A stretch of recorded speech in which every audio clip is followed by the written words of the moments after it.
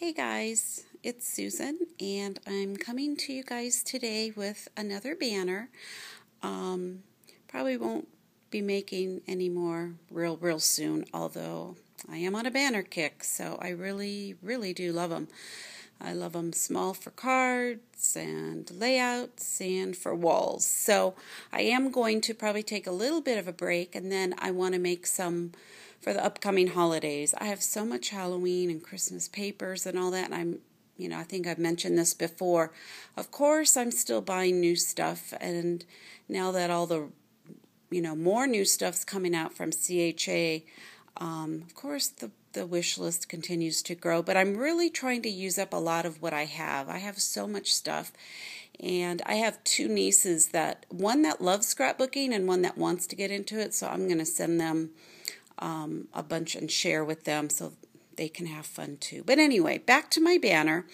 I made this banner. I used about 1.5 sheets of 12 by 12, the baby pink, light pink solid paper that I got from either Michael's or Joann's. And then I used one 12 by 12 piece of the London Market paper, and it's the one with the crowns on it. And I am so in love with this paper. Why did I only buy one piece of 12 by 12 when I was there? I don't know.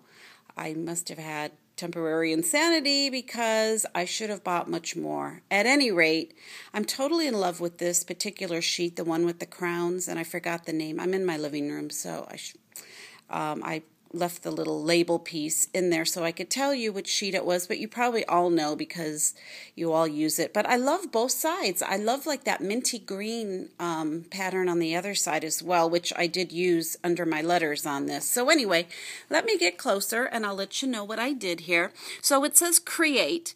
I thought it'd be perfect for a craft room. And I kind of went with, just kind of the subdued colors and sort of a shabby chic I guess. It's hard to use a lot of trims on here. On my first one, I used a lot when I made Mackenzie's, but for some reason, they just kind of didn't come into play too much on this one. And I don't want to overdo it and make it look too bulky. I wanted to kind of keep it simple yet really pretty and feminine. So I used a brad there to the right of the C, and I just cut, this one of those strips of flowers, the pink flower. It's just the fabric flower I got from Hobby Lobby. And those two little white ones I got, those are the Michael's $1.50 bin flowers. Now, all my letters, I had a hard time picking out letters to get the right size and a decent font.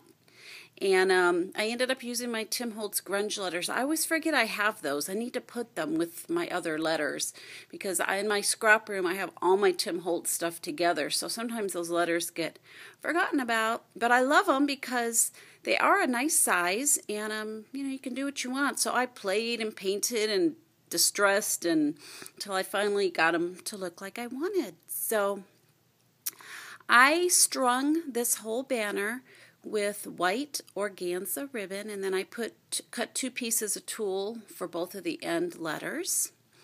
I used some saw crafters. I know a lot of people are doing this, but she's the first one that showed me how to use the cardboard and then paint it, and then put the glue and then paint it to give you the crackle effect. And however, most of it's covered up, but I had a really fun time. I love mixing colors and paints, and I did it with a white and then the glue and then the white, and then I used like a white pearl paint over it.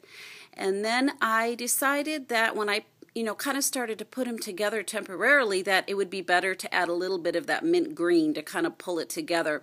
So I played with all my paints. I think I did pretty good with the color, and I just added a little on to different various spots, rubbed it with my fingers, and then kind of wiped it with a towel. And it looks pretty good. It looks, all distressed up like I like it. And then I used the Tim Holtz baubles, I guess, or whatever, pearls. I had a pack of those, so I decided to bust those out and use them. And that one's got Michael's bling on it. And then the R has one of the Hobby Lobby crocheted flowers with a Michael's bling in the center. I love my Martha Stewart punch. I just love it. So butterflies are on, I think, 2, 3 I didn't try to overdo it, but I love that punch. And I just recently got it. I must be the last one on earth. And I love it. I told my husband, I'm like, I use this thing on almost every project since I got it. And so that's that, just a little piece of bling down at the bottom. And again, I used the 2 large baubles at the C and the E, and then all the 4 letters in between I used the smaller pearl to dangle. And then on my E, I've got acrylic butterfly with some silver pieces up in the corner. Let's see if that will focus in.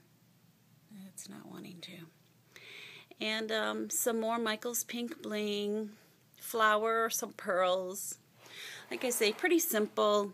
Simple but pretty. I love it as it came together. Oh, and I used my 2-inch round punch to punch the circle under the letters, and then I used my Cricut Elegant Edges for the pink paper, you know, behind that circle. So I love that cartridge. This one here has some Prima Bling and some Hobby Lobby flowers, and those were a nice color too. Like I say, my car broke, transmission went out, so I'm stuck at home when my husband's at work, so I'm trying to use up what I have, which actually isn't a bad thing. But this one's got some butterflies, some Michael's Bling. It's got a Jolie's little white flower on top of a crocheted Hobby Lobby flower. And then the last one, the E, has a Hobby Lobby white crocheted flower with 2 little Michael's white flowers and a Kaisercraft pink flower in the center.